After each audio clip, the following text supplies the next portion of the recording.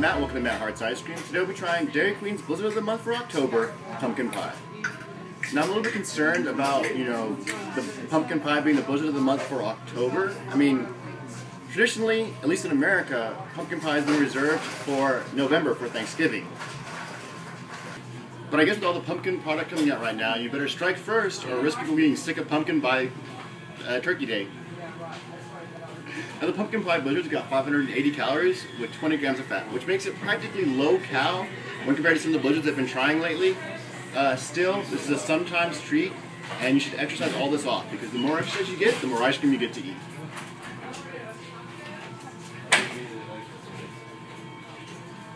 Well, it's got graham cracker bits, which is all like super awesome, so I'm so for that.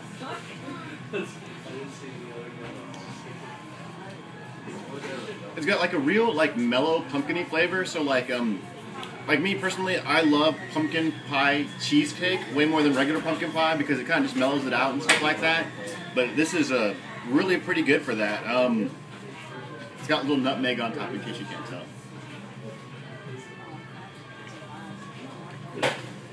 I just love those pie crust bits. This is pretty darn good.